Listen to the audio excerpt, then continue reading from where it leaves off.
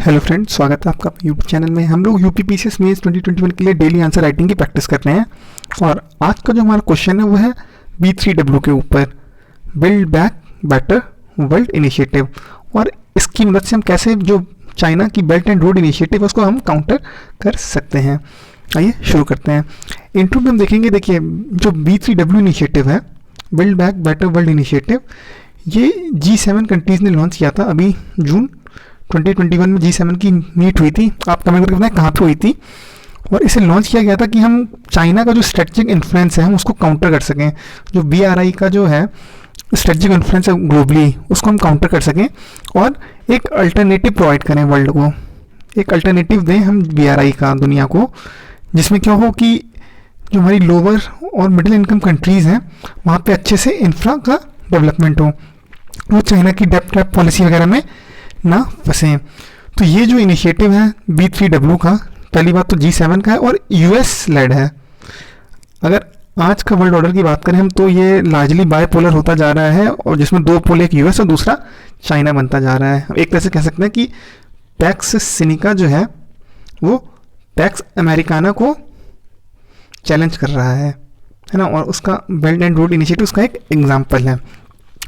तो ये जो G7 का B3W इनिशिएटिव है, टोटल वो 40 ट्रिलियन, ये ऑलमोस्ट 40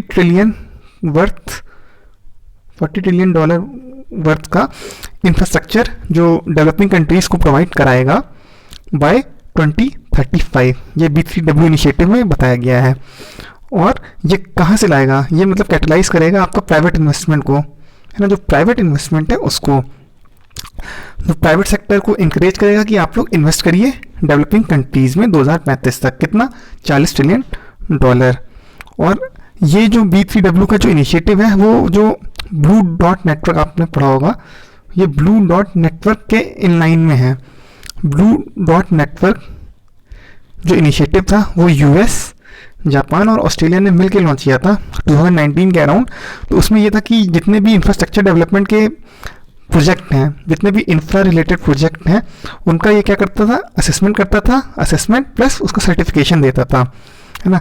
किस मेजर पे कि मतलब क्या ये ट्रांसपेरेंटली हो रहा है, फाइनेंशियली ट्रांसपेरेंसी है कि नहीं इसमें, है ना, इन्वायरमेंट को लेकर के ये जो इंफ्रा के प्रोजेक्ट हैं वो सस्टेनेबल हैं कि नहीं है ना, क्लाइमेट को तो अफेक्ट नहीं कर रहा, इकोनॉमिक डेवलपमेंट को तो अफेक्ट नहीं कर रहा उस एरिया का। तो मतलब जो भी वहाँ पे इंफ्रास्ट्रक्चर डेवलपमेंट होगा वो एक तरह से सस्टेनेबल हो, इन्वायरमेंटली सस्टेनेबल हो, फाइनेंशियली ट्रांसपेरेंट हो। चाइना की तरह नहीं, चाइना क्या है, एकदम शैडो है, एकदम बिल्कुल किसी को कुछ नहीं पता चलता। चाइनीज़ का जो प्रोजेक्ट है BRI में, उसमें हर कोई उसे शक की निगाह से देख रहा है।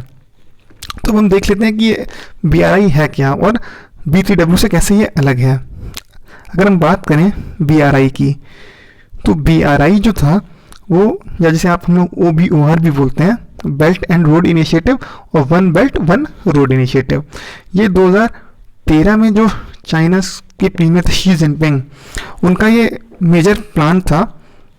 ये एक तरह की स्ट्रेटजी थी कि वो जो ग्लोबल लेवल पे ग्लोबल इंफ्रास्ट्रक्चर कैसे डेवलप हो और वो चाइना के अकॉर्डिंग कैसे हो, है ना।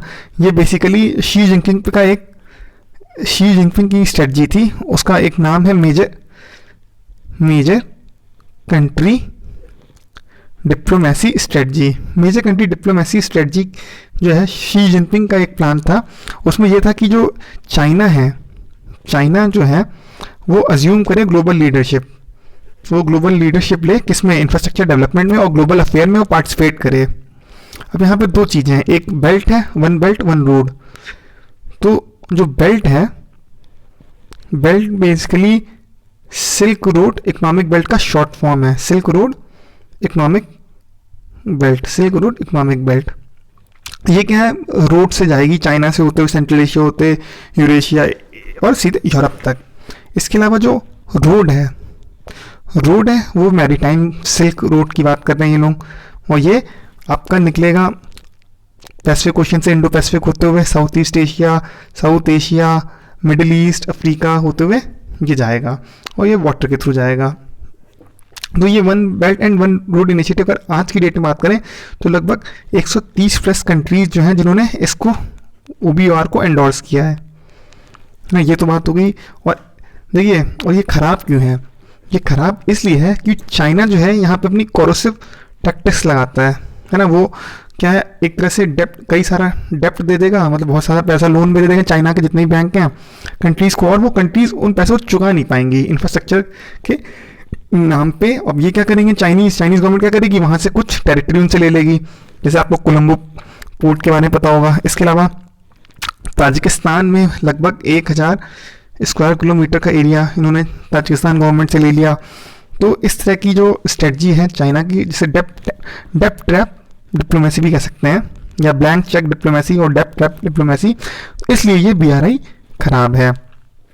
अब ये जितना भी BRI है, ये चाइना क्या होता है, बेल्ट एंड रोड इनिशिएटिव में चाइना चाह रहा है कि जितना भी डेवलपमेंट हो या वर्ल्ड का जो ट्रेड हो वो क्या हो जाए, साइनोसेंट्रिक, है ना, वो साइनोसेंट्रिक हो जाए। और चाइना चाहता है कि 2049 में जब वो अपना 100वां इंडिपेंडेंस डे मनाए तो ये प्रोजेक्ट कंप्लीट हो जाए OBOR का।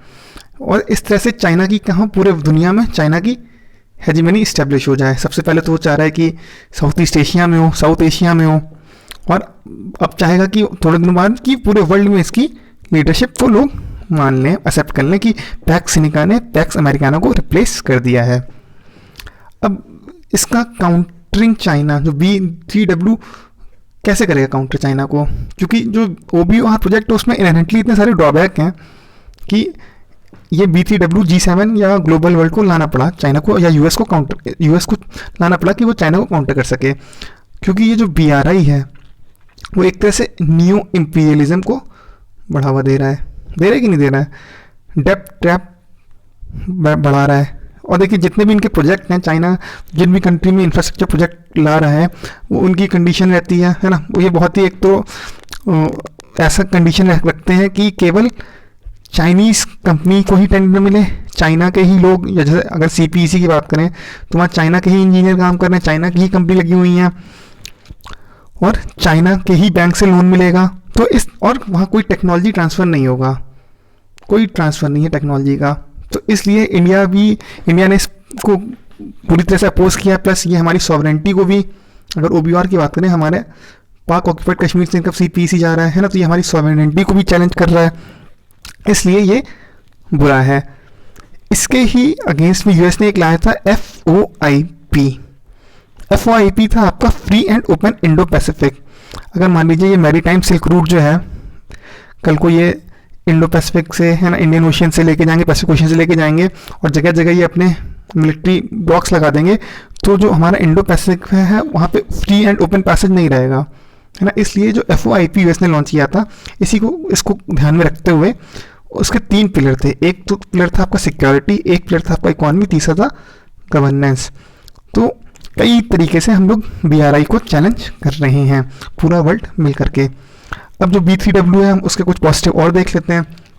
देखिए ये 2021 में लॉन्च हुआ, 2021 में, है ना। अब वर्ल्ड की जो इंफ्रास्ट्रक्चर, ग्लोबली वर्ल्ड की जो इंफ्रास्ट्रक्चर नीड है उसको ये कैटर करेगा।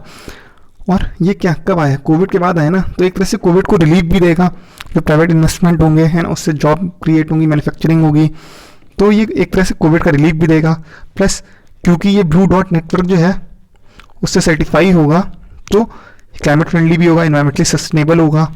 प्लस ये जो मॉडल होगा इंक्लूसिव होगा, है ना, पीपल लेड डेवलपमेंट होगा, प्लस कंसेंसस बेस्ड होगा, चाइना की तरह नहीं। अब कंक्लूजन में ये लिख सकते हैं कि इंडिया को जो है B3W में अपना एक इफेक्टिव रोल प्ले करना चाहिए, ताकि हम काउंटर कर सकें BRI जो है चाइना की BRI को हम अच्छे से काउंटर कर सकें। इस लाइन पे हम कंक्लूड कर देंगे और हमारा आंसर कंप्लीट हो जाएगा। आपको वीडियो कैसा लगा आप प्लीज़ कमेंट करके बताएं। Thank you.